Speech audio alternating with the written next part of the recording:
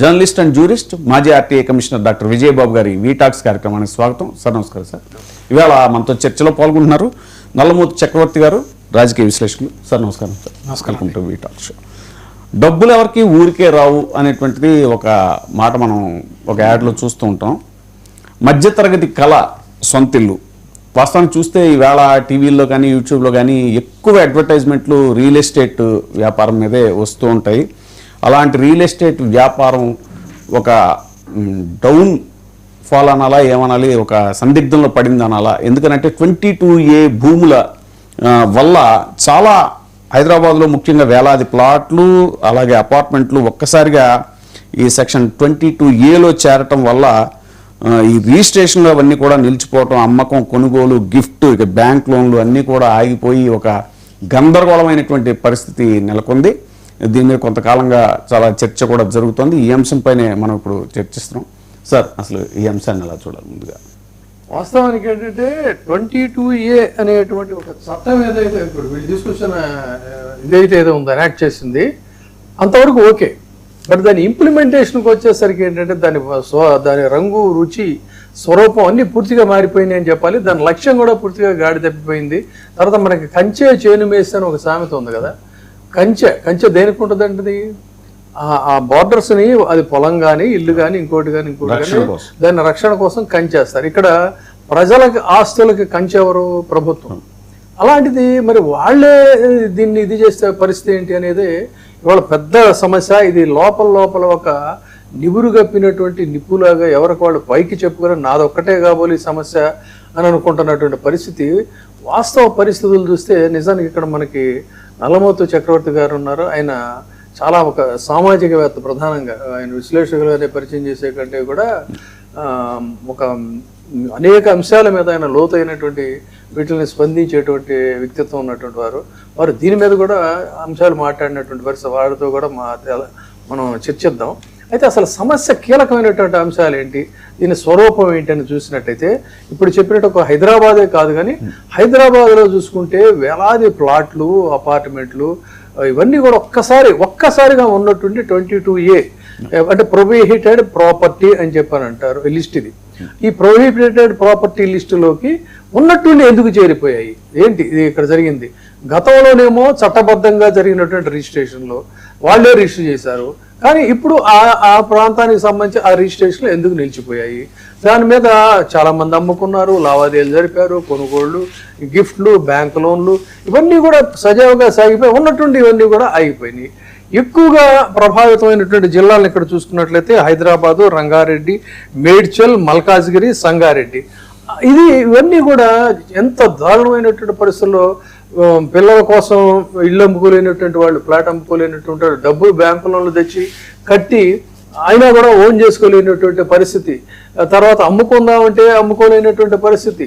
ఇలా వాళ్ళు రూపాయి కూడబెట్టినటువంటి ఇవన్నీ కూడా ప్రభుత్వ భూములు, assign lands, ceiling lands, endowments lands, వక్ఫ్ ల్యాండ్స్ అని రకరకాల పేర్లతో కోర్టు వివాదాల్లో ఉన్న ఇవని 40 ఏళ్లుగా 30 ఏళ్లుగా లేనటువంటివి, 30-40 ఏళ్లుగా సజావుగా లావాదేవీలు జరిగిపోయినటువంటివి ఉన్నట్టుండి ఎందుకు వచ్చింది? ఎవరి దోషం ఇది? ఎవరి తప్పు?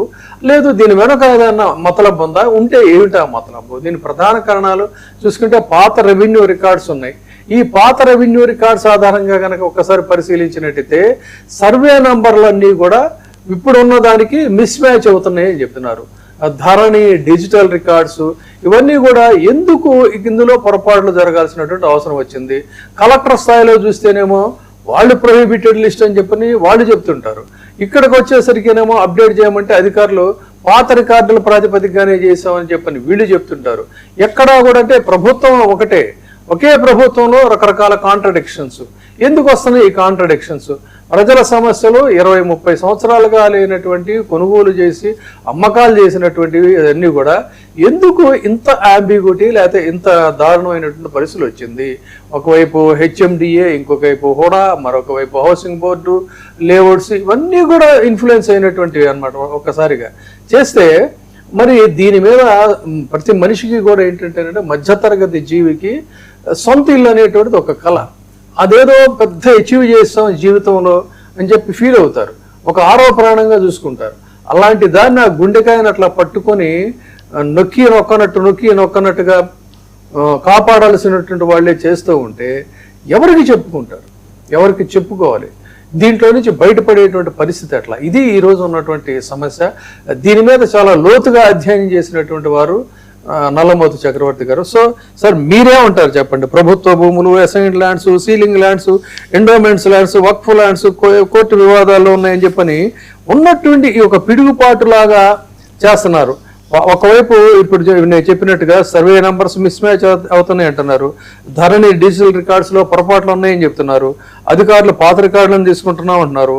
20-30 సంవత్సరాలుగా లేనటువంటి కాంట్రాడిక్షన్ ఈ డీ నోటిఫికేషన్ కోసం అప్లై చేయాలి, లింక్ డాక్యుమెంట్లు తేవాలి, ఓల్డ్ సేల్ డీడ్స్ తేవాలి, పట్టాదారు పాస్ పుస్తకాలు తేవాలి, గవర్నమెంట్ ఆర్డర్స్ తేవాలంటే ఇక్కడ పెద్ద సమస్య ఏంటి అన్నట్లయితే 40 సంవత్సరాల క్రితం కొనుగోలు చేసినటువంటి ఒక వ్యక్తికి ఆ బిల్డర్ ఎక్కడున్నాడు, అసలు ఉన్నాడా లేదా, ఒరిజినల్ ఓనర్ ఎవరు, ఆ ఓల్డ్ డాక్యుమెంట్స్ ఎక్కడున్నాయి, is there any logical thing అండి? ఇక్కడ వాళ్ళు అడిగేటువంటి దాంట్లో ఏమన్నా అసలు ఎంత అసంబద్ధంగా ఉంది ఇక్కడ చెప్పాలంటే. అంటే ఎందుకు సగటు ప్రజల్ని లేదంటే వీళ్ళందరినీ కూడా చిన్న వ్యాపారస్తుల్ని ఇంటెన్షనల్గా ఇబ్బంది పెడుతున్నారా?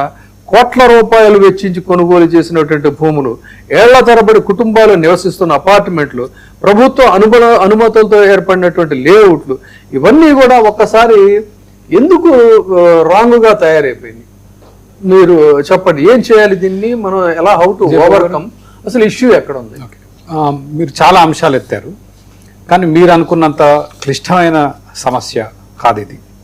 ఎస్, తెలంగాణ, ఆంధ్రప్రదేశ్ 2 రాష్ట్రాల్లో కూడా ప్రభుత్వాలు కంప్యూటరీకరణ పేరుతో, ఇక్కడ ధరణి అన్నారు, అక్కడ వెబ్ ల్యాండ్ అన్నారు, అవును, ల్యాండ్ రికార్డ్స్ అన్నిటినీ కూడా డిజిటైజ్ చేసే క్రమంలో వాళ్ళు అధికారులకి ఇచ్చింది ఏంటంటే ఇవన్నీ కంప్యూటర్లో ఎక్కించండి అన్నప్పుడు దానికి ఒక డెడ్ లైన్ పెట్టారు, గవగవ చేయాలన్నారు, గందరగోళం చేశారు ప్రభుత్వం. ఏం చేశారంటే అధికారులు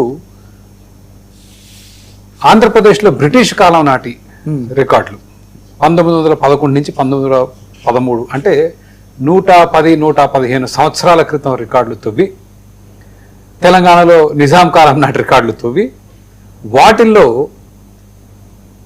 ప్రభుత్వ భూమిగా ఏదైతే మార్క్ చేసిందో ఆ భూములని 22లో పెట్టారు. అంతే, అదే సమస్య ఈరోజు.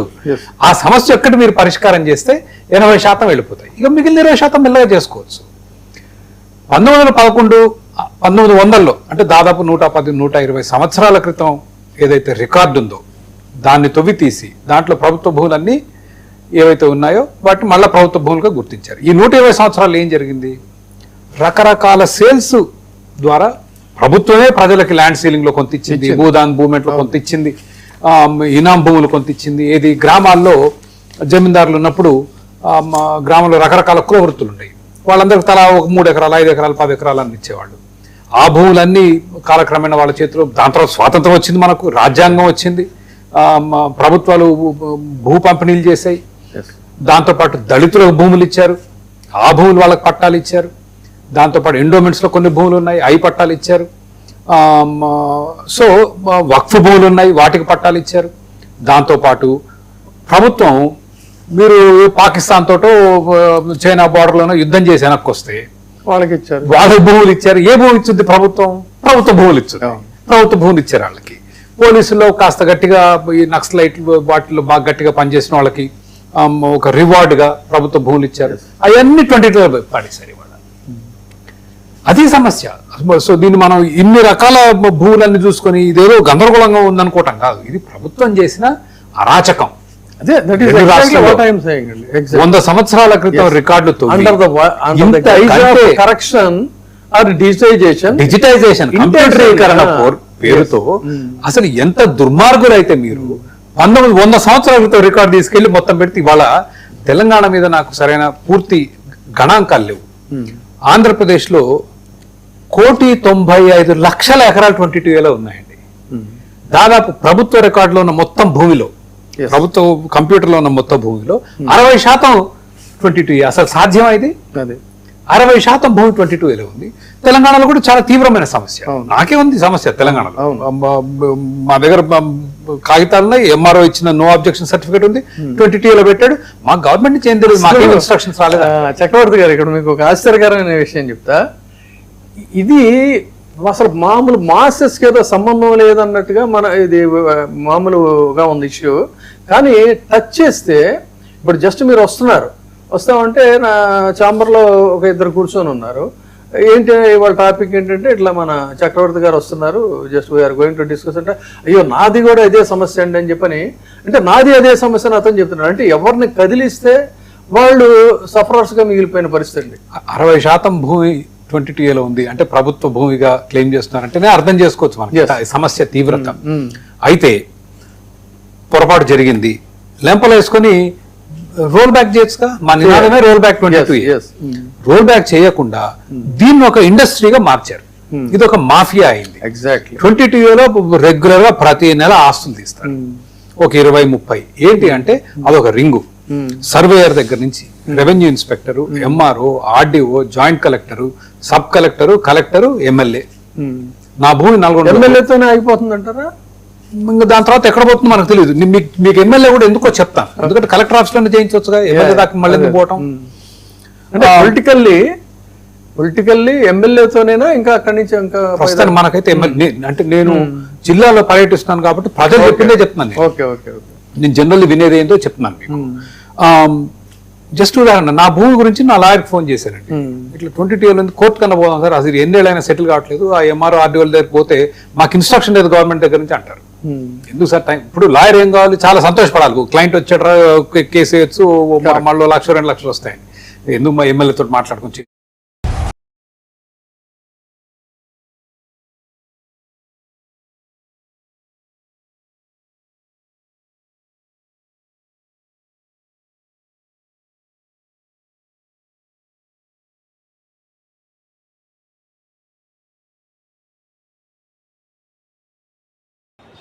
और फिर उस अपॉलॉजी को एक्सेप्ट करना, accepting that apology is complete nonsense. We do not accept it. We want a education system that works. We want exam leaks to stop, and we want the future of this country, who is them, to be respected and protected. So would you like to say a word? Hello everyone, मेरा नाम है रिया आहिर. मैं वो लड़की हूँ जो Mumbai police के सामने आ गई थी. यू गाइस से कि ये वो लड़की है जो वायरल हो गई है, जिन्होंने मुंबई पुलिस को रोका था. बट मैं मीडिया से ये कहना चाहूँगी, मैं वो लड़की हूँ जिन्होंने 20 बच्चों को अनलॉफुली डिटेन होने से रोका था. Please change your narrative, change your perspective. पर जो भी मैंने किया उसकी वजह से मुझे बहुत हरास किया जा रहा है. ट्रोलिंग नहीं बोलूँगी मैं, क्योंकि ये ट्रोलिंग नहीं है, ये क्राइम है. और सिर्फ यही नहीं, जनता ही नहीं बल्कि पार्टी वर्कर्स भी अभी अपने फेसबुक पर पोस्ट लगा रहे हैं, मेरे बारे में गलत बोल रहे हैं कि मैं जो कुछ भी कर रही हूँ 140 रुपीज़ में अपनी बॉडी बेच रही हूँ. सर आप खुद ही सोचिए, उनके दिमाग में ऐसा कितनी गंदगी भरी रहेगी कि वो ये बोल रहे हैं. 27 को मैंने क्राइम रजिस्टर करवाया था. आज 5 तारीख है, मेरे हाथ में अभी तक FIR नहीं आया है. ना ये बेटियों को पढ़ने दे रहे हैं, ना ये बेटियों को बचने दे रहे हैं. मैं बस आपसे इतना कहना चाहूँगी कि एज मीडिया हमारी सबकी रिस्पॉन्सिबिलिटी होती है कि जिन बच्चों के लिए मैं खड़ी थी अब वो मेरे लिए खड़े हैं. एज ए सिटीजन हमारी भी रिस्पॉन्सिबिलिटी है कि एक दूसरे के लिए हम खड़े रहें. Thank you. एक सेकंड. हेलो. इनके बारे में मैं कहना चाहता हूँ. इनको पैलेट गन इंजरी हुई थी, ये थोड़ा आपको बताएंगे कि कहा जा रहा है कि पैलेट गन यूज़ नहीं की गई, ये आपको थोड़ा बताएंगे. मेरा नाम नूतन टोप्पो है और मैं झारखंड से बिलोंग करती हूँ. और प्लेट गन मैं अपने आँखों से देखी थी कि हमारे साइड गन पॉइंट किया हुआ था, और जैसे ही मैं मुड़ती हूँ ऐसे पीछे से मुझे गन फायर किया गया. और मुझे अच्छी तरह से पता है, मुझे गन से ही फायर में लगी है, प्लेट गन से ही लगी है, बस मुझे ये पता है. पर जब देश में जंतर मंतर में 20 तारीख और जब अन्याय के खिलाफ हमें खड़ा होने का मौका मिले, हम खड़ा होंगे जरूर. मैं फरानाज उत्तर प्रदेश से आई हूँ. मैं एज अ ग्रेजुएशन स्टूडेंट हूँ, लेकिन हम जब 20 तारीख को जंतर मंतर पे एकदम पीसफुल होकर प्रोटेस्ट कर रहे थे, ये पुलिस के गुंडे बहुत बुरी तरीके से हमको मारे। इतने बुरा इंजर्ड करने के बाद में ये लोग हम लोगों पे ये बोलते हैं कि अगर आप कार्रवाई करोगे तो हम लोग भी डायरेक्ट कार्रवाई करेंगे। देन उसके बाद भी जब इनसे ये नहीं बना तो ये लोग कहने लगे, ये पुलिस का कहना था कि इनका नाम, क्योंकि मुसलमान नाम से इन लोगों ने जज किया कि मैं फरनाज, पहले इन्होंने मुझे मारने के बाद बस में बिठाया, 3 घंटे तक लिटरली रखे और फिर उसके बाद बोलते हैं कि नाम क्या, मैंने कहा फरनाज। इनकी लिस्ट अलग बनाई जाएगी क्योंकि ये लोग देशद्रोही हैं। तो सर, अगर हम लोग शांति से प्रोटेस्ट कर रहे हैं, क्या हम देशद्रोही हैं? क्योंकि हम लोग नॉर्मल लगा रहे थे वंदे भारत और भारत माता की जय, उसके बावजूद भी हम लोग को मारने के बाद देशद्रोही बोलते। तो ये इन्होंने हमारे साथ किया। उसके साथ साथ सोशल मीडिया पे लगातार आ रहा है कि अरे ये लोग सिर्फ देशद्रोही पना करने गए थे। तो मेरा यही कहना है कि अगर आप लोग इस तरीके से करते रहोगे, लेकिन हम लोग बाज नहीं आएंगे, हम हक के लिए, अपने देश के लिए हमेशा खड़े रहेंगे। जय हिंद, जय भारत। मेरा नाम भरत बानाइत है। मैं नागपुर से आया था जो जंतर मंतर के लिए प्रोटेस्ट किया था। उस प्रोटेस्ट में मैं 20 जून से था, पर 20 जुलाई को हुआ वाकया तो हमने धर्मेंद्र प्रधान के लिए जो इस्तीफ़ा मांगा था, उस इस्तीफे के लिए इन्होंने इतना अत्याचार किया, इतनी बर्बरता की। शायद हमने अमित शाह का इस्तीफ़ा मांग लिया होता तो इन्होंने हम पे सीधा गोलियां चला दी होती, बॉर्डर बना दिया होता जंतर मंतर को। मुझे इस तरीके से लगता है क्योंकि हमने जो सहा है, मैंने खुद कई बच्चों को एम्बुलेंस में डाला जो ब्लीडिंग हो रही थी, उनसे ब्लीडिंग हो रही थी, मैंने उनको डाला तो सामने जाके उनको रोका गया था। उनको रोकने के बाद उनको फिर जिनके सर पे लगी थी उनके पैर तोड़े गए और जिनके पैर टूटे थे उनके सर फोड़े गए, हाथ तोड़े गए। मतलब इस तरीके का वाकया हमने देखा और अभी तक ज़िंदगी में मैंने ये ऐसा दिन कभी मैंने अपने ज़िंदगी में नहीं देखा और ये मेरे ज़िंदगी का ब्लैक डे था और ये ज़िंदगी में किसी के नहीं आना चाहिए। इसलिए सबने एक साथ सब खड़े हुए और जैसे मुझे मारा गया तो लोग मुझे देख के आए, पर अभी हमें लगता है कि उस दिन अगर हम रुकते नहीं जंतर मंतर पे तो ये लोकतंत्र का आखिरी दिन होता। यही मैं कहना चाहता हूँ। धन्यवाद। हाय एवरीवन, मेरा नाम मुस्कान है। मैं ज़्यादा कुछ नहीं बोलूँगी, मैं बस इतना बताऊँगी that I was one of the peaceful protesters at Delhi Jantar Mantar. मेरा सवाल बस ये है कि जब मैं शांति से चल रही थी तो पुलिस ने मुझे मारा क्यों? आरएएफ ऑफिसर्स ने मेरे ऊपर लाठी क्यों बजाई? और जब ये साफ साफ रूल है कि आप थाई के ऊपर नहीं मार सकते हो और एक मेल ऑफिसर किसी लड़की को नहीं मार सकता, तो एक मेल आरएएफ ऑफिसर ने why did he try to jab a baton into my buttocks? मेरा बस इतना सा सवाल है। और अगर इसके लिए जिसको भी उसने ऑर्डर दिया था, अगर वो आके मुझसे माफ़ी मांग ले तो मुझे भी बहुत खुशी मिल जाएगी। एंड सेकेंडली, क्योंकि मैंने बोला कि मेरा नाम मुस्कान है, मैं एडिशनली ये भी ऐड करना चाहूँगी कि सर ने मेरी शर्मा है और ये मैं इसीलिए बता रही हूँ क्योंकि आजकल हर कोई मान के డివిజన్ బెంచ్ అసలు ఈ సర్వే నెంబర్లో చెరువే లేదు 40 ఏళ్ల నుంచి. ఈ భూమి చెరువు భూమిగా ఎట్లా పెట్టారు? అలా అర్థం ఉందా మీకు? అసలు ఎందుకు ఇట్లా ప్రజల్ని వేధిస్తున్నారు అని చెడామెడా తిట్లు తిట్టి ఈ భూమి డాక్టర్ కస్తూరికి ఇవ్వండి అని తీర్పిచ్చింది. ఎవరు ఇంప్లిమెంట్ చేయరండి. ఇవరే ఇప్పుడు కోర్టు ఆర్డర్స్ అంటే ఇదే కాంటెంప్ట్ ఆఫ్ కోర్ట్ అంటే భయపడేవాడు. బట్ ఇప్పుడు అప్పుడు ఆవిడ మళ్ళా ఒక 6 నెలలు చూసి మళ్ళీ హైకోర్టు పోయి మహానుభావు ఇవ్వట్లేరు అంటే అప్పుడు కంటెంప్ట్ ఆఫ్ కోర్టు చేసి కలెక్టర్ ని, సబ్ కలెక్టర్ ని, ఆర్డీఓని, ఎంఆర్ఓని పిలిచి జైల్లో పారదొబ్బుతామంటే అప్పుడు చేశారండి. సో ఇవాళ ఉన్న పరిస్థితి ఏంటంటే మన ఆస్తులు మనకి ఇవ్వటానికి రెవెన్యూ అధికారులు వాడి సొంత ఆస్తి వాడి ఏదో పోతున్నట్టు ఫీల్ అయిపోతున్నారు. అంటే వాళ్ళకి అక్కడ ఆదాయం కనిపిస్తుంది, లక్షల కోట్లు కనిపిస్తున్నాయి, వాళ్ళకి అసలు మనసు ఒప్పట్లేదు సార్ ఇవ్వటానికి. అసలు ఇవ్వమంటారు వాడు. మన ఆస్తులు ఇప్పుడు మీ ఆస్తి అంటానికి ఏంటి? ఈ కాగితం, ఈ కాగితం మీద I'm telling you this is exactly what revenue people are saying. నేను సంతకం పెడితేనే కదా ఇది ఆస్తి నీ అయ్యేది. ఈ సంతకం పెట్టకపోతే ఈ ఆస్తి కాదుగా. బ్రిటిష్ రూల్లో కూడా ఇలాంటి ఇంత దారుణమైన బ్రిటిష్ శుభ్రంగా చేశారు సార్ డాక్యుమెంట్లు. అసలు మీరు ఇంత పెద్ద ఘోరాతి ఘోరమైన పని చేశారు. మనం చేయాల్సింది ఏంటి అంటే మన పాలకులకు ఏమన్నా కొంచెం స్ట్రాంగ్ పదజాలం పడుతుంది, క్షమించండి, కొంచెం సిగ్గుంటే మేము చేసింది తప్పు మహానుభావులారా, ప్రజలారా క్షమించండి, మీ భూమి మేము రోల్ బ్యాక్ చేసి మనం చెప్పేవాళ్ళు ఏంటి, మీరు మొదలు పెట్టినప్పుడు ఏ స్టేట్ లో ఉందో ఆ స్టేట్ లో పెట్టేయండి. మనం ఇప్పుడు మీరు 2014లో ఆంధ్రప్రదేశ్ అండి, ఇక్కడ 2012 ప్రాంతంలో చేసినట్టున్నారు. ఎప్పుడైతే మీరు చేశారో ఆ స్థితికి తీసుకెళ్ళండి. ఎస్, దానికి అసలు ఏ మనుషులు అవసరం లేదు, ఏ రెవెన్యూ అధికారులు అవసరం లేదు, ఊరికి మన డాక్యుమెంట్లు తీసి తెలిసిపోతాయి.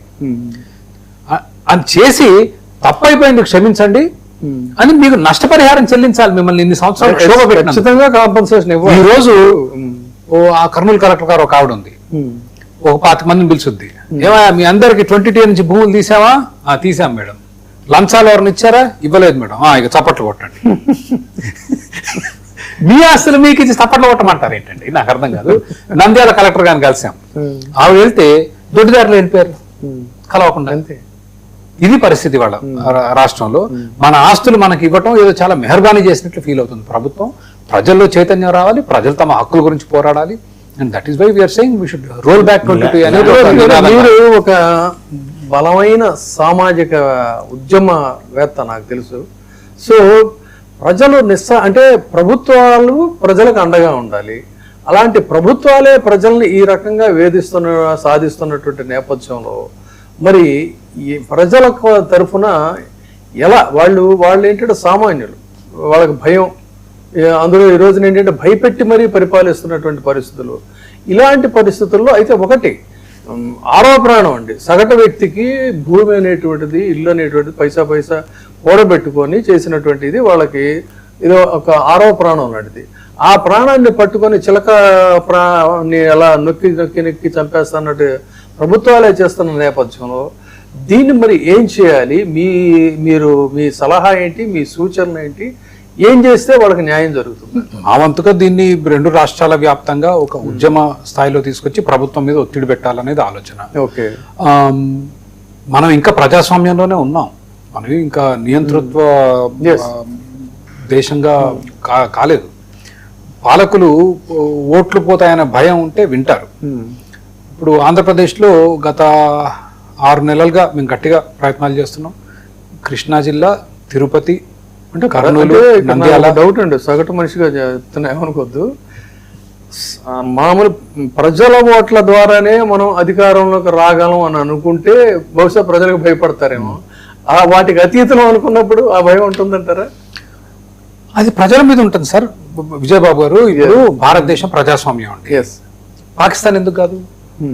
ప్రజలే. ఇక్కడ ప్రజలు ఎంతో కొంత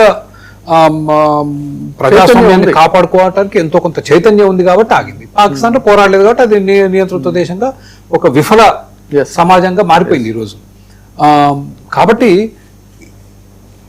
ఇది దీనికి పరిష్కారం ఎక్కడుందంటే ప్రజల్లో ఉంది. అవును, అసలు ఏమంటే మనం కాగితాల మీద మనం చట్టాలు రాసుకొని, రాజ్యాంగాలు రాసుకొని ఏదో దానంతట అదే ఇది జరిగిపోద్ది అనుకుంటే అది పిచ్చితనం అవుతుంది. అవును, మనం పోరాడాలి మన హక్కుల కొరకు. ఇప్పుడు ల్యాండ్ టైటిల్ యాక్ట్ అనేటువంటిది సొల్యూషన్ అంటారా సార్? ఇది అంటే ల్యాండ్ టైటిలింగ్ యాక్ట్ అనేది, టైటిల్స్ అనేది మంచి విషయం సార్, కానీ సొల్యూషన్ అనేది ఇది పొరపాటు జరిగింది.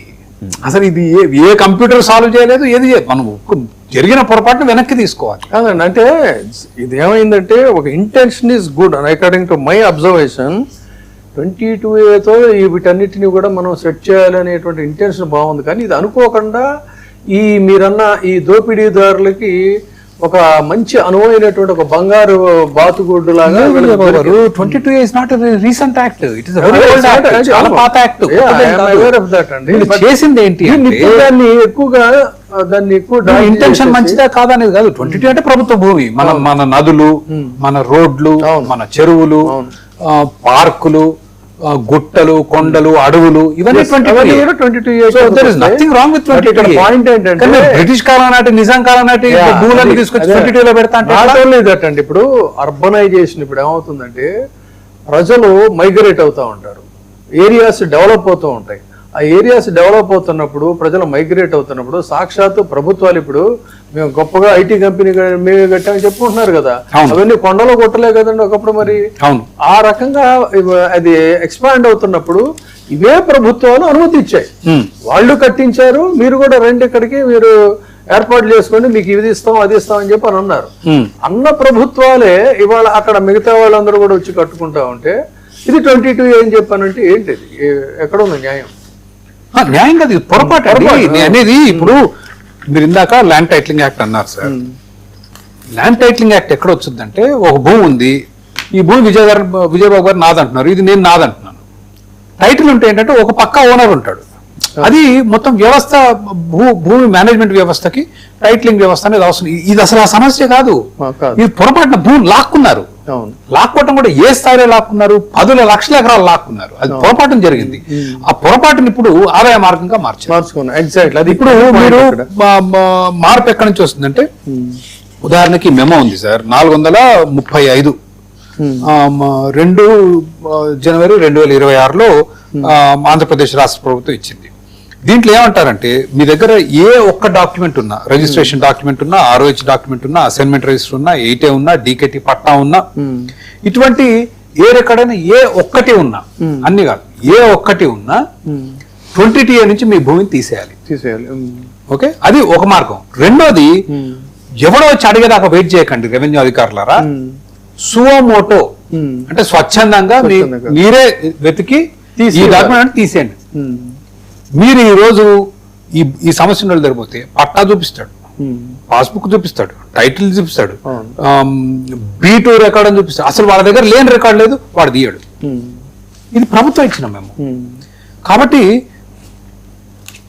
ఇప్పుడున్న సమస్య ఏంటంటే, రెవెన్యూ అధికారులు, ప్రభుత్వ అధికారులు, రాజకీయ నాయకులు డబ్బులకి బాగా మరిగి ఈ సమస్య ఇట్లే ఉంటే బాగా సంపాదించుకునే మార్గంగా, ఆదాయ మార్గంగా మారింది. కాబట్టి ఇంకొన్ని పెట్టడమే కానీ తీసే ఆలోచనలు లేరు. విదేశీ పెట్టుబడులు కూడా ఎఫెక్ట్ అవుతాయి అంటున్నారు కదా సార్. ఇప్పుడు IT, ఫార్మా, గ్లోబల్ కంపెనీస్, ఇప్పుడు దీని ఇంపాక్ట్ ఇప్పుడు సే ఫర్ ఎగ్జాంపుల్, నేను ఐ విట్నెస్ అండి. నేను అటు ఫైనాన్షియల్ డిస్ట్రిక్ట్కి వెళితే చాలా హ్యూజ్ టవర్స్ అన్ని కూడా కంప్లీట్ అయిపోయినాయి, కానీ బట్ ఆక్యుపేషన్ లేదు. ఎందుకు ఆక్యుపేషన్ లేదని అడిగితే రిజిస్ట్రేషన్స్ చేయడం లేదని చెప్తున్నారు. రిజిస్ట్రేషన్స్ ఎందుకు చేయడం లేదని చెప్పానంటే, క్రోర్స్ ఆఫ్ రూపీస్ డిమాండ్ చేస్తున్నారు. అంటే క్రోర్స్, విల్ అసలు మనం వింటే షాక్ అవుతాం అనమాట. అంత పెద్ద హ్యూజ్ అమౌంట్స్ ఇదవుతా ఉంటే, మేము కట్టిన దానికేనో దీనికే మాకు వైబిలిటీ లేని పరిస్థితుల్లో నీకెక్కడ ఇస్తామని చెప్పి అవన్నీ చాలా హ్యాలోగా ఉన్నాయి, నేను చూసా.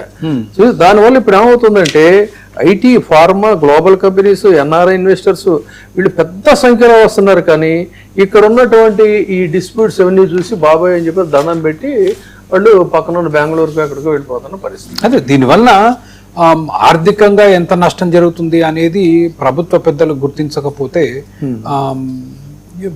దేశంగా, రాష్ట్రంగా చాలా నష్టపోతామండి. చాలా నష్టపోతాం. అసలు ఈ ప్రాపర్టీస్ అన్ని ప్రజల దగ్గర ఉంటే ఆ ట్రాన్సాక్షన్స్ లో మీకు ఎంత స్టాంప్ డ్యూటీ జనరేట్ అవుతుంది? అది సరిపోవడం లేదు కదా. ఇప్పుడు వాళ్ళ ఇదేమో క్రోర్స్ అంటే లక్షల కోట్లకి, వేల కోట్లకి పెరిగిపోయినప్పుడు ఇవన్నీ కూడా చాలా స్మాల్ థింగ్స్ కింద అదొక ఆయుధంగా మారిపోయింది ఈ రోజు. కొత్త కోర్టులు కూడా కొంత దీంట్లో చేయాల్సినంత చేయకపోవడం అది ఖచ్చితంగా కోర్టులే వీటి అన్నిటినీ కూడా మీరు అన్నట్టు చాలా ఇష్యూస్ ని సుమోటోగా తీసుకోవాల్సినటువంటి అవసరం ఉంది. ఎంతమంది పేదలండి, నిస్సహాయాలు అండి, వాళ్ళు బ్యాంకుల్లో లోన్లు తెచ్చుకో హృదయ చూస్తే. అందుకని ఇది ఏడుపులు. చనిపోయిన వాళ్ళు ఉన్నారు విజయబాబు, చనిపోయిన వాళ్ళు కూడా ఉన్నారు. చాలా దురదృష్టం. అంటే ఒక రకంగా చెప్పాలంటే సర్కారే వీళ్ళని ఇంత దారుణంగా పీడిస్తున్నప్పుడు, can we call it this is democracy అండి, పీపుల్స్ డెమోక్రసీ? నేను ఇందాక అన్నట్లు వీఆర్ స్టిల్ ఎ డెమోక్రసీ. కొద్ది గొడవ చేస్తేనే ఇప్పుడు 435 వచ్చింది, 444 జియో మొన్న వచ్చింది ఆ ప్రభుత్వం నుంచి. అదో పనికిమాలిన జియో. ఎంతో కొత్త స్పందన ప్రభుత్వం నుంచి కనిపిస్తుంది. మేము గొడవ చేయడం మొదలు పెట్టిన తర్వాత 4-5 గ్రామాలు, ఆవులపల్లి అనే గ్రామం, దామినేడు అనే గ్రామం, ఇంకో 2 ఊర్లు ఉన్నాయి, గుర్తు రావట్లేదు. అవన్నీ తీసేసారు 22A నుంచి. ఇదే మొత్తం రాష్ట్రంలో. Just to give you some idea అండి, పట్టా భూములు 22A పెట్టినవి మనకు తెలిసినాయి. ఆంధ్రప్రదేశ్ రాష్ట్రంలో 14 లక్షల ఎకరాలు, ఎండోమెంట్స్ భూములు 7 లక్షల ఎకరాలు. అది కాక 1 లక్ష ఎకరాలు వక్ఫ్ భూములు, 14, 7, 21 లక్ష ఎకరాలు వక్ఫ్, 22 లక్షల ఎకరాలు. సగటు ల్యాండ్ ఓనర్షిప్ ఎకరం ఉన్నారో ఎంతో ఉంది. అంటే 12 నుంచి 14 లక్షల కుటుంబాలకి ఇది సమస్య. ఇది కాక మళ్ళీ సర్వీస్ ఇనాం ఉందండి 13.5 లక్షల ఎకరాలు. అయితే దాంట్లో ఇంకొక, అంటే మీరు చూస్తే ఒక 20 లక్షల కుటుంబాలు మన కళ్ళ ముందే కనిపిస్తున్నాయి ఇబ్బందులు పడేవాళ్ళు. 2 రాష్ట్రాలకు సంబంధించి నా దగ్గర ఉన్నటువంటి సమాచారం ప్రకారం 1 కోటి మంది అంటండి, 1 crore. I won't be surprise sir. Yes. I will not be fact surprise. అండి. This నేను చెప్పిన నెంబర్ నా అనుమానం చాలా తక్కువ నెంబర్. తక్కువ 1 crore అండి. So here in Hyderabad also first of all వీళ్ళందరూ రోజు మొత్తుకుంటుంది ఏంటంటే ఈ 22A స్పెషల్ రివ్యూ చేయాలి, జెన్యూన్ ప్రైవేట్ ప్రాపర్టీస్ని డీనోటిఫై చేయాలి, HMDA అప్రూవల్ లేఅవుట్లని ప్రత్యేకంగా కూర్చొని పరిశీలించి దాని ఆ ప్రాసెస్ని ఎక్స్పెడైట్ చేయాలి, సింగిల్ విండో గ్రీవియన్స్ సెల్ ఏర్పాటు చేయాలి, సర్వే రెవెన్యూ రిజిస్ట్రేషన్ శాఖలతో పాటు జాయింట్ టాస్క్ ఫోర్స్ ఉండాలి. సో ప్రతి సర్వే నెంబరు GIS ద్వారా ధృవీకరించాలి, తప్పుగా నమోదైనటువంటి ఆస్తులన్నిటిని కూడా కాల పరిమితిలో తొలగించాలి. కాదన్నట్లయితే లక్షల కుటుంబాలు. మీరు చెప్పిన ఏ ఒక్కదానికి నేను ఏకీభవించాను, ఏ ఒక్కదానికి కూడా ఏకీభవించాను. ఎందుకంటే ఒక్కొక్క జిల్లాలో 50-60 వేల కేసులుంటే ఈరోజు ఈ పద్ధతుల్లో 30-40 కేసులు సాల్వ్ చేస్తూ పోతే లెక్కలేస్తే 200 సంవత్సరాలు పడుతుంది. ఇది సాల్వ్ అయ్యే సమస్య కాదు. మీరు రెవెన్యూ అధికారుల చేతిలో ఏ చిన్న అధికారం పెట్టినా అవ్వదు. ఎందుకంటే పెట్టగానే మొదలు పెడతారు లాక్కోవడం. ఇక్కడ జరిగింది ఏంటంటే పొరపాటు. నోటీసు ఇవ్వకుండా పెట్టిన ప్రతి భూమి you have to roll back. గుడ్డిగా శుభ్రంగా ఆ TCS, విప్రో, ఇన్ఫోసిస్ కన్సల్టెంట్లు 1000 మందిని తీసుకురండి, పెద్ద ఖర్చేం కాదు. తీసుకొచ్చి రికార్డులు తీసి అరే ఇది 2012లో ఏ స్టేటస్ లో ఉంది, పట్టా భూమే, ఇప్పుడు ఎందుకు ఉంది, 22 రోల్ బ్యాక్. అసలు రెవెన్యూ అధికారులు, మీరు రెవెన్యూ అధికారులు పెట్టుకుంటే ఇవ్వండి, ఈ బిల్లులన్నీ రాస్తా కూర్చుంటారు. ప్రతి బిల్లు వాడి చుట్టే తిరుగుద్ది. ప్రతిదీ నేనే చేయాలి, వెరిఫై చేయాలంటాడు. పెట్టా ఉందా వెరిఫై చేయి, టైటిల్ ఉందా వెరిఫై చేయి, వక్ఫ్ భూమా వెరిఫై అంటే అయిపోయింది, ఫినిష్ అయిపోయింది, మీరు యూఆర్ డన్. మిమ్మల్ని అసలు ఏమీ చేయడు. ఇది నేనేమంటే మీరు చట్ట విరుద్ధంగా 22లో పెట్టారు. నోటీసు ఇవ్వకుండా పెట్టిన ప్రతి భూమిని రోల్ బ్యాక్ చేయండి. మీరు ఇట్లా కనుక మీరు చెప్పిన అన్ని చేస్తే వీడిచి పిప్పి చేస్తారండి ప్రజల్ని. అంటే ఓవరాల్ ఇష్యూస్ ని నేను డిస్కస్ చేస్తాను. సో దీనికి the one and only solve దీన్ని రెమెడీ ఏంటంటే రోల్ బ్యాక్. మీరు అన్నట్టుగా పొరపాటు చేసినాయండి. I'm just saying roll back. అయితే కొంతమంది వాదించేది ఏంటంటే విజయబాబు గారు, ప్రత్యేకంగా రెవెన్యూ అధికారులు ఏమనేదంటే మేము ఇప్పుడు ఇది మార్చి 10-12 సంవత్సరాలు అయిపోతుంది. ఇవాళ 2026. తెలంగాణలో 2012 ప్రాంతంలో 12-13 ప్రాంతంలో మార్చారు. ఆంధ్రాలో 2014, 15, 16, 17లో మార్చారు. దాని తర్వాత చాలా కేసులు కోర్టుకు వెళ్ళాయి, కొన్ని 22 నుంచి బయటకు వచ్చాయి. ఇదంతా గందరగోళం. ఇప్పుడు రోల్ బ్యాక్ అంటావు ఏంటి అంటారు. నేను అడిగేది ఏంటంటే 1911 నుంచి 2016 వరకు మార్పులన్నీ మీరు గాల్లో గంగలు కలిపారు కదా, మరి అప్పుడు రాలేదు ఈ అడ్డంకులు, అప్పుడు రాలేదా కోర్టు కేసులు? 120 రికార్డు మీరు గంగలు కలిపి 22లో పెట్టావు. తీయరా అంటే ఇప్పుడు లాజిక్లు తీస్తారు. అంటే ఇప్పుడు తీయమంటే లాజిక్ తీస్తారు. అది అసలు ఎట్లా లాజిక్? చాలా సింపుల్ అండి. ఇప్పుడు 25 లక్షల ఎకరాలు ఉన్నాయి. 25 లక్షల ఎకరాల్లో 25,000 ఎకరాలు ఉంటాయి కేసులు. ఓకే, 25,000 పక్కన పెట్టండి, మిగిలిన 24,75,000 ఎకరాలు తీసేయండి 22 నుంచి. ఇందులో కొన్ని హ్యుమానిటేరియన్ గ్రౌండ్స్ కింద మీరు చెప్పారే, కొంతమంది చనిపోయారని చెప్పారు, కొంతమంది ఏమో ఈ రోజుకి సఫర్ అవుతున్న పరిస్థితి, కొంతమంది మీద దారుణంగా దౌర్జన్యం చేసి సీనియర్ సిటిజన్స్ మీద వాళ్ళు గ్రాప్ చేస్తున్నటువంటి పరిస్థితి. ఇలాంటి కేసెస్ చాలా ఉన్నాయి. So in this regard we have to demand దాని మీద ఎట్లా అంటే NHRCకి దీనికి ఇందులో ఇన్వాల్వ్ అవ్వాలి, కోర్టులు సుమోటోగా తీసుకోవాలనేటువంటి దాన్ని కూడా ప్రజల నుంచి వాళ్ళకి అభ్యర్థన వెళ్ళాల్సినటువంటి అవసరం ఉంది. తర్వాత మీరు అన్నట్టు ప్రజల్లో ఒక చైతన్యం రావాలి, దీన్ని ఒక ప్రజల ద్వారానే సాధ్యం అవుతుంది. మేము వీలైనంత వరకు ప్రజలను చైతన్యవంతపరచడానికే ప్రయత్నిస్తున్నాం. వచ్చే వారం విజయనగరంలో గట్టిగా నిరసన కార్యక్రమం చేస్తున్నాం. ఆ తర్వాత శ్రీకాకుళంలో, 2 వారాల తర్వాత విశాఖపట్నంలో, వనపర్తి వాళ్ళు మొన్న మా మహబూబ్నగర్ నుంచి ఫోన్ చేసి వాళ్ళు కాస్త రావాల్సిందే అన్నారు. అక్కడ బాధితులు. We think we appreciate your efforts Chakravarthy గారు. So on behalf of the 99 TV, ఇవాళ టీవీ ముఖంగానే చెప్తున్నా, ఇది ఒక లార్జర్ పబ్లిక్ ఇంట్రెస్ట్ ఉన్నటువంటి issue, sufferers issue. So the 99 TV is always with the public welfare, so that we will support and we will join with your genuine cause. Thank you, Andy. Thank you. Thank you very much. Thank you, sir. Thank you, sir. మరో అంశం, జగన్మోహన్ రెడ్డి గారు తాజాగా పొగాకు రైతుల్ని వాళ్ళ సమస్యలు వినేందుకు దేవరపల్లి వెళ్ళారు. ఆ అంశం గురించి చర్చించే ముందు ఒక స్మాల్ బ్రేక్.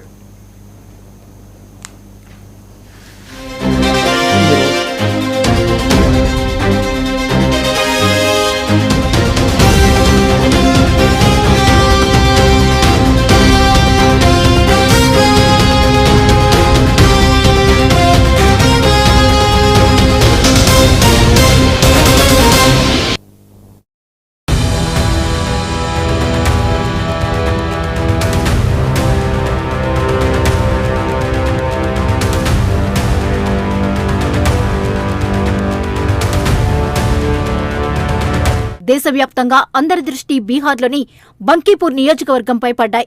అక్కడ అధికార పార్టీకి షాక్ ఇచ్చారు జన్స్వరాజ్ పార్టీ అధినేత ప్రశాంత్ కిషోర్.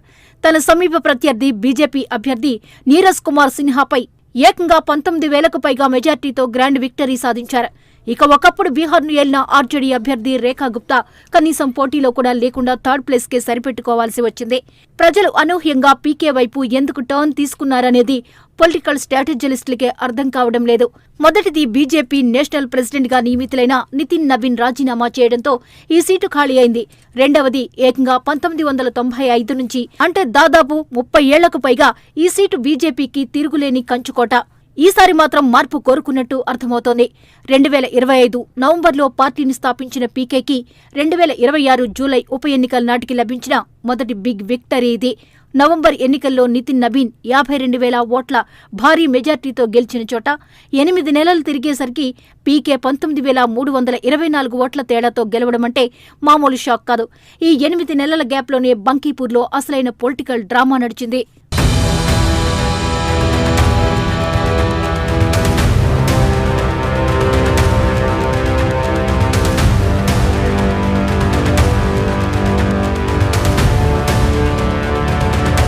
బీహార్లోని కొత్త బీజేపీ గవర్నమెంట్కు, ముఖ్యంగా కొత్త సీఎం సమ్రాట్ చౌదరికి ఇది మొదటి బిగ్ ఎలక్షన్ టెస్ట్.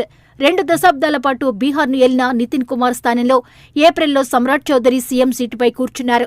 దాంతో ఈ ఉప ఎన్నికను సమ్రాట్ చౌదరి లీడర్షిప్పై జరిగిన ఒక పబ్లిక్ రెఫరెండంగా భావించారు. ప్రశాంత్ కిషోర్ చాలా మైండ్ గేమ్తో ఈ పోర్ను పీకే వర్సెస్ సమ్రాట్ చౌదరి అని డైరెక్ట్ వార్గా మార్చేశారు. తన హై వోల్టేజ్ క్యాంపెయిన్లో సమ్రాట్ చౌదరిపై ఉన్న క్రిమినల్ కేసులు, ఆయన ఎడ్యుకేషనల్ క్వాలిఫికేషన్స్ పై పదే పదే అటాక్ చేశారు. దాంతో బంకీపూర్ బైపోల్ కాస్త సమ్రాట్ చౌదరి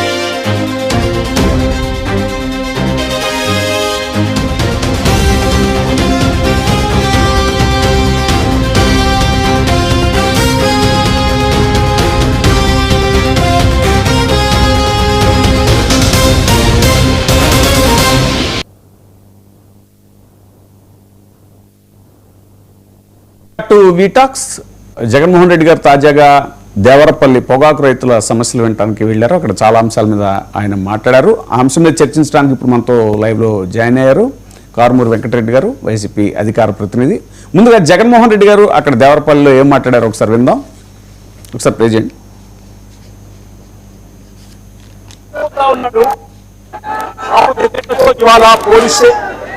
ఇదే ఉత్తరాదిన, ఇదే దేవరపల్లిలో, ఇదే గోదావరి జిల్లాలో 2023-24లో వైఎస్ఆర్సీపీ ప్రభుత్వ హయాంలో సగటు 326 రూపాయలు పలికింది యావరేజ్ రేటు. ఇవాళ ఇదే ఉత్తరాదిన, ఇవాళ సగటు ధర 236 రూపాయలు మాత్రమే పలుకుతా ఉన్న పరిస్థితి ఇవాళ రాష్ట్రంలో కనిపిస్తా ఉంది. నేను అడుగుతా ఉన్నా, ఒకవైపున చూస్తే ఎరువుల దగ్గర నుంచి ప్రతిదీ కూడా ఈ 2 సంవత్సరాలుగా రైతులకు పెట్టుబడి ఖర్చులు పెరుగుతూ ఉన్నాయి. మరోవైపు చూస్తే రైతులకు 2023-24 అంటే 2 సంవత్సరాల కింద వచ్చిన రేట్లు కూడా ఇవాళ రైతుకు రాని పరిస్థితి కనిపిస్తా ఉంది. చంద్రబాబు నాయుడు గారు అంటేను బియ్యం తింటే క్యాన్సర్ వస్తుందంట. కాబట్టి వరికి గిట్టుబాటు ధరలు రాకుండా ధమాలు చేసే కార్యక్రమం మిర్చి తింటే అసిడిటీ వస్తుందంట. కాబట్టి మిర్చి పంటకు గిట్టుబాటు ధర లేకుండా ధమాలు చేసేది. మామిడి తింటే చంద్రబాబు నాయుడు అంటారు షుగర్ వస్తుందట. అందుకే మామిడి పంటను కూడా డిమాండ్ చేశాడు. గిట్టుబాటు ధర రాకుండా రైతులు రోడ్డు మీదకి వచ్చాడు. పొగాకు పరిస్థితి చూస్తే హెల్త్ దెబ్బతింటుందంట. పొగాకుకు మంచి రేట్ వస్తే అని పొగాకు రైతులు కూడా ప్రమాణం ఇచ్చాడు. చంద్రబాబు నాయుడు గారి పరిపాలనలో అదే సార్, అదే కొద్దిగా ఆడియో ఇది ఉంది. వరి తింటే క్యాన్సర్ వస్తుంది, మిర్చి తింటే ఎసిడిటీ వస్తుంది, మామిడి తింటే షుగర్ వస్తుంది, పొగాకు అయితే హెల్త్ పాడవుతుంది కాబట్టి వాటికి గిట్టుబాటు ధర ఇవ్వట్లేదు అనేటువంటిది ఫైనల్గా చెప్పింది ఏంటంటే చంద్రబాబు నాయుడు హయాంలో ఒక గంజాయి పంటకు మాత్రమే గిట్టుబాటు ధర ఉంది అంటూ జగన్మోహన్ రెడ్డి గారు చెప్పారు. ఫిగర్స్ ఏంటంటే ఇక్కడ వాస్తవమైన అంకెలు ఎందుకు రైతులు అంత సఫర్ అవుతున్నారని చూస్తే గత ప్రభుత్వంలో వైసీపీ హయాంలో పొగాకు కేజీ 289 రూపాయలు ఉంటే ఇవాళ 236 రూపాయలు పలుకుతుందంటే అసలు ఎలా వాళ్ళు ఆ పంట పండించి వాళ్ళు ఏం చేయాలి, ఎలా బతకాలి ఏంటనేది. నిజానికి ఏంటి ఇప్పుడున్నటువంటి ఇన్ఫ్లేషన్ వ్యవహారం వీటన్నిటి మధ్య ఇంకా పెరగాలి ధర. అంటే 289కి మించి పెరగాల్సింది పోయి 236కి పడిపోయింది అని అంటే ఇంత హారిబుల్ కదా. అసలు దాని గురించి ఏం మాట్లాడకుండా పైగా ఆయన ఇచ్చేటువంటి పవర్ పాయింట్ ప్రజెంటేషన్స్ లో వీటిల్లో మనదంతా కూడా వ్యవసాయ ఆధారిత రాష్ట్రం, ఇక్కడ ఎంత ఇంత అని చెప్పనుంటే అలాంటి రాష్ట్రంలో ఇటు చూసినా కూడా అన్ని రకాల రైతులందరూ కూడా సఫర్ అవుతూ ఉన్నటువంటి నేపథ్యంలో మరి జిఎస్టీ ఎలా పెరుగుతుందండి? అది కదా main drawback. That is the main reason. కాబట్టి రైతులు ఇంత దారుణంగా సఫర్ అవుతున్నారంటే ఇంకొకటి వాళ్ళ సైకలాజికల్గా ఎంత ఫీల్ అయిన మాట ఏంటంటే 2-3 మాట్లాడారు, నేను విన్నాను. మమ్మల్ని పట్టుకొని గంజాయి బ్యాచ్ అని అదని ఇదని రైతులను పట్టుకొని గంజాయి బ్యాచ్ అని మాట్లాడటం చాలా బాధాకరంగా ఉందని చెప్పని వాళ్ళు మాట్లాడినటువంటి తీరు కూడా చాలా బాధ అనిపించింది. అంటే ఎవరిని పడితే వాళ్ళని నోటికొచ్చి ఎంత పడితే అంత అధికారం ఉంది కదా అని మాట్లాడటం అనేది కూడా ఎంతవరకు కరెక్ట్ ఏంటి అసలు వీటన్నిటి మీద ఆయన చాలా మాట్లాడారు. సో మనం వైసీపీ అధికార ప్రతినిధి వెంకటరెడ్డి గారే మరి దాని గురించి మాట్లాడారు. ముందుగా 99 టీవీ ప్రేక్షకులకి అందరికీ ఇట్లనే ప్యానల్లో మీ అందరికీ నమస్కారాలు. ఇప్పుడు మనం గడిచిన 25 నెలలుగా ఇప్పుడు 26 నెలలు అయింది ప్రభుత్వ అధికారంలోకి వచ్చి. అత్యధికంగా నష్టపోయింది ఎవరు అంటే మొట్టమొదటి మనం రైతన్న గురించే చెప్పొచ్చు. ఎందుకంటే మొట్టమొదటి వీళ్ళు అధికారంలోకి రాగానే రైతుకు సంబంధించి అంతకుముందు జగన్మోహన్ రెడ్డి గారి ప్రభుత్వం ఇచ్చినటువంటి రైతు భరోసాని ఆ ఏడాది అంటే 2024 సంవత్సరం వీళ్ళు రాగానే ఆ సంవత్సరం రైతు భరోసాని ఏదైతే ఒక్క రైతుకు కూడా ఇచ్చిన